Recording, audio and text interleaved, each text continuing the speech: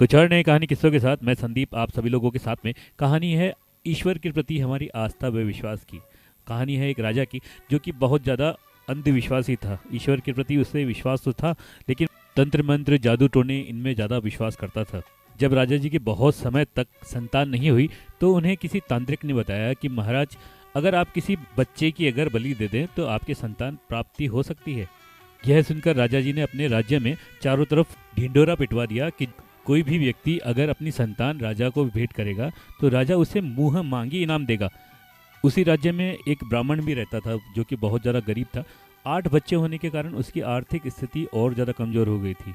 अब ब्राह्मण की एक लड़का भी था जो कि पूरे दिन पूजा पाठ करता रहता था, ईश्वर का ध्यान करता रहता था और कुछ भी नहीं करता था। ब्राह्मण भी उससे परेशान हो गया था। उसने सोचा क्यों ना इस संतान को हम राजा जी को दे देते हैं, जिसके कारण हमारी आर्थिक स्थिति भी मजबूत हो जाएगी और ये हमारे जो फफूंदी है, समस्या है, ये भी हमारे घर से निकल जाएगी। गरीब ब्राह्मण ने अपनी संतान राजा जी को दे दी। अब उस बालक को राज दरबार में लाया गया। लाने के पश्चात तांत्रिकों द्वारा बलि की तैयारी भी की गई। जैसे ही बलि की तैयारी की तो राजा ने पूछा, बालक बता तेरी अंतिम इच्छा क्या है। बालक ने कहा, महाराज मुझे 4 मिट्टी के कुड्डे बनाने की इजाज़त दे दी जाए, बस मेरी इतनी सी ही इच्छा है। महाराज ने कहा ठीक है। अब बालक ने 4 मिट्टी के कुड्डे बनाए।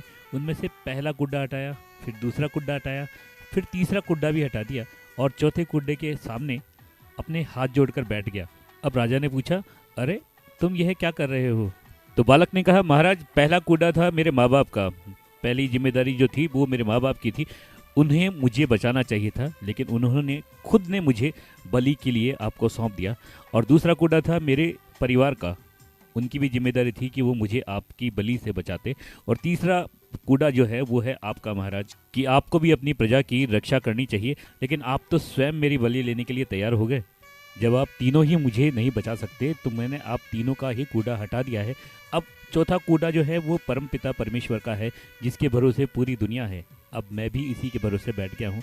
अब मर्जी उसकी कि वो मेरी रक्षा करता है या मेरी बलि लेता है। यह देखकर राजा का मन भी बदल गया और उसने सोचा कि ऐसा बालक, छोटा सा बालक जो ईश्वर के प्रति इतनी आस्था रखता है, ऐसे बालक मिलेंगे कहाँ।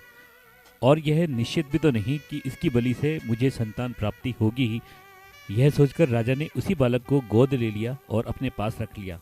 तात्पर्य यही है कि धरती पर रहने वाले, हमारे साथ रहने वाले हमारा साथ दे या ना दे, परंतु उस परम पिता परमेश्वर को तो हमारा सहयोग, हमारा साथ देना ही होगा। बस हमें उस पर पूरा विश्वास होना चाहिए, पूरी आस्था होनी चाहिए।